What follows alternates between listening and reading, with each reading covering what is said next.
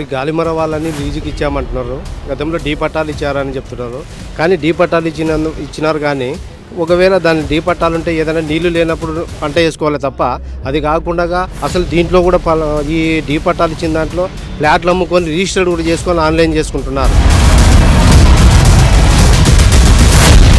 వందల ఏళ్ల నాటి ఈ చెరువును కబ్జా చేసి ఈరోజు అదానీ కంపెనీ వాళ్ళు ఆక్రమించి నాగలాపురం, పెంచకలపాడు, బూడిదపాడు ఈ 3 గ్రామాల ప్రజలకు జీవనాధారం ఉండి ఈ చెరువును వాళ్ళు కబ్జా చేస్తున్నారు. ఉమ్మడి కర్నూలు జిల్లాలో వైసీపీ నాయకుల భూ కబ్జాలు పెద్ద ఎత్తున పెరిగిపోయి కోడుమూరు నియోజకవర్గంలో ఉన్నటువంటి నాగలాపురం గ్రామ సమీపంలో ఉన్నటువంటి చెరువును కబ్జా చేయటువంటి సమయంలోనే ఆర్టీవీ ప్రత్యేక కథనాలు అందించింది. దీని మీద ఆ కమ్యూనిస్టులతో పాటు స్థానికంగా ఉన్నటువంటి టీడీపీ నాయకులు స్పందించారు.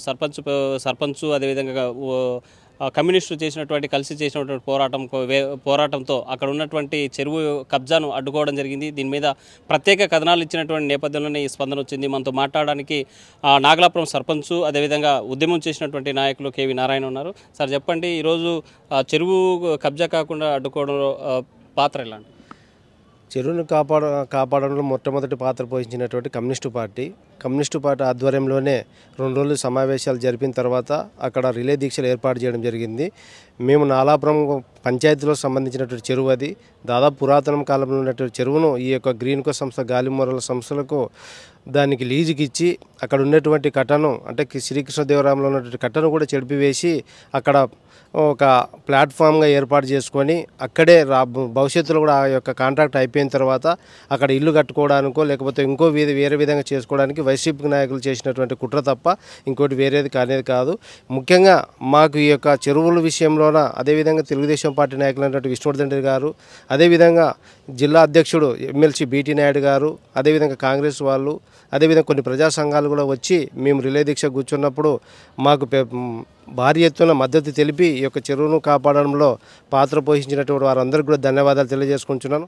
నాలాపురం చెరువును కాపాడడం విషయంలోన మన ఆర్టీవీ ఛానల్ మొట్టమొదట ముందుండి చివరి వరకు కట్టేసేంత వరకు కూడా మాకు సహాయ సహకారాలు అందించినట్టు ఆర్టీవీకి ప్రత్యేకంగా ధన్యవాదాలు. ఈ యొక్క చెరువు విషయంలో ముందుండి ప్రతి ఒక్క సమస్యను కూడా ముందుండి వారు చేసినటువంటి ప్రచారం వల్లనే ఈ యొక్క సమస్యను కూడా మేము సాధించుకోగలిగాం. మాట్లాడానికి కేవి నారాయణ ఉన్నారు. సార్ చెప్పండి, ఈరోజు నాగలాపురం చెరువు కబ్జాదారుల నుంచి కాపాడారు, ఆ గ్రామస్తుల యొక్క అభిప్రాయాలు ఎలా? నాగలాపురం చెరువు సంబంధించిన దాంట్లో అది పెంచకలపాడు చెరువు.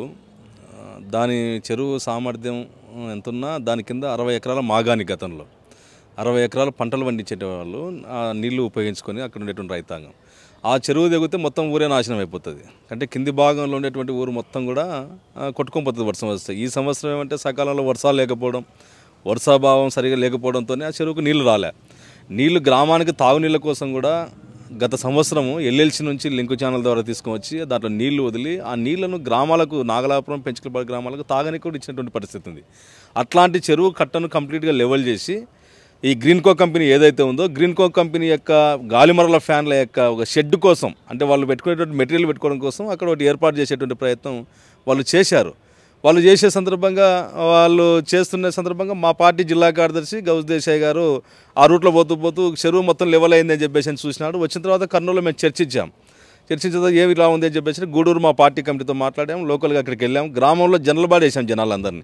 ఏం దీని పరిస్థితి అంటే మేము ఎవరికి చెప్పలేని పరిస్థితిలో ఉన్నాము. ఏమి అంటే మా గ్రామ సర్పంచ్ నోరెత్తకుండా ఉన్నాడు. గ్రామ సర్పంచ్ వైఎస్ఆర్సీపీ లీడరు నోరెత్తకుండా ఉన్నాడు. అందుకు మేమేమనలేకుండా గ్రామ ప్రజలు మాతో వాపోయారు. అదే సందర్భంలోనే ఈ నియోజకవర్గ ఎమ్మెల్యే ఎవరైతే ఉన్నారో సుధాకర్ గారు గడప గడపకు రోజు అదే రూట్లో తిరుగుతున్నాడు. ఆయన బెలగల్లో తిరిగినాడు, గూడూరు తిరిగినాడు, ప్రతిరోజు అదే. అంటే ఒక నియోజకవర్గంలో చెరువులు దోపిడీకి గురవుతున్నాయా, ఆక్రమణకు గురవుతున్నాయా, లేకపోతే ఇసుక పోతుందా, లేకపోతే ఏం పోతుంది అటువంటి దాన్ని కూడా కనీసం చూడకపోతే గడపలకు వీళ్ళు ఏం బొట్లు పెడతారు, ఏం మాట్లాడతారు. ఆయన అదే రూట్లో తిరిగితే ఆయన కూడా స్పందించలే. దీనంతా చూస్తే మేము వాళ్ళ ఈ కోణంలో చూస్తే వాళ్ళ పాత్ర ఉందా లేదా మేమైతే ఆధారాలు చూపించలేం. కానీ అక్కడ జరిగేటువంటి దాని పరిస్థితి చూస్తే కనీసం అక్కడికి వచ్చి ఏవై రోడ్డు మీద ఉంది, ఇది జాతీయ రహదారి, ఇది బళ్ళారి కర్నూలు రోడ్, ఇది ఈ రోడ్డు పక్కన చెరువుని తవ్వకాలకి చేసి ఇది అన్యాక్రాంతం అవుతుంటే కనీసం స్పందించకపోతే అనుమానాలు వస్తాయి.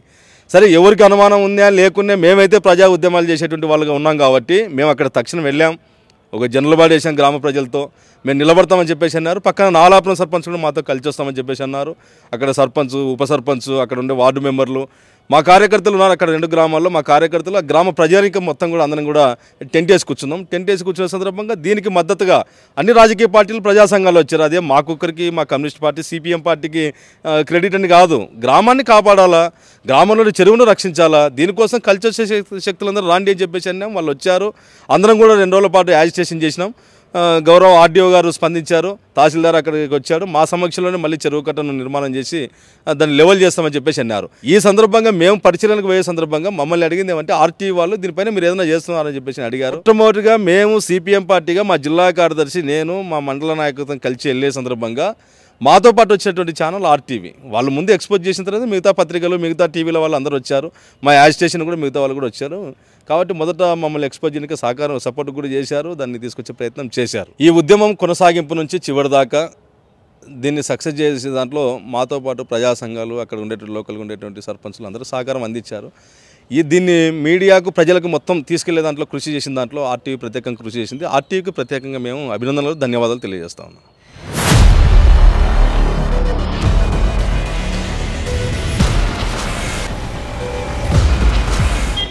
మండలం పెంచకల్పాడు గ్రామం పరిధిలో ఉన్నటువంటి చెరువు, దాదాపు ఈ చెరువు వచ్చేసి పెంచకల్పాడు నాగలాపురానికి అనుసంధానంగా ఉంది.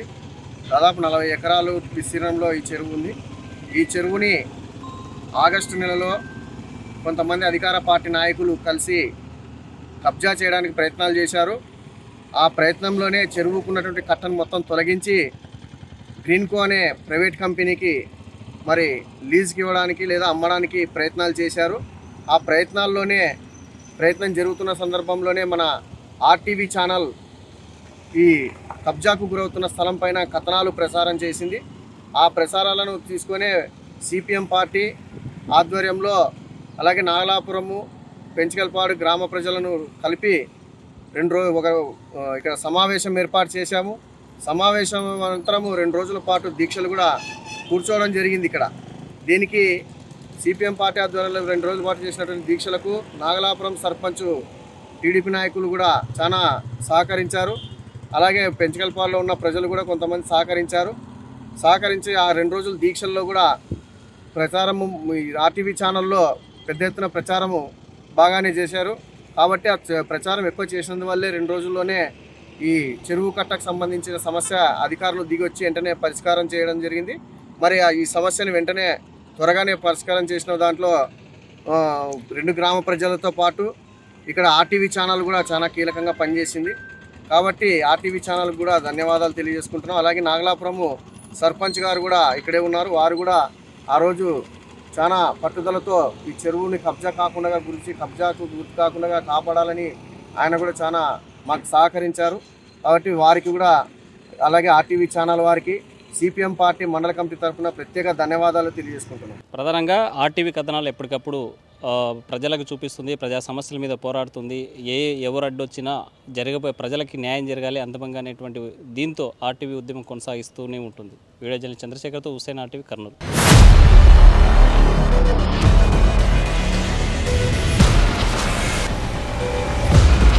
మరిన్ని వీడియోస్ కోసం ఛానల్ ని సబ్స్క్రైబ్ చేయండి. లేటెస్ట్ అప్డేట్స్ కోసం వాట్సాప్ ఛానల్ ని ఫాలో చేయండి. అండ్ లింక్ డిస్క్రిప్షన్ లో ఉంది.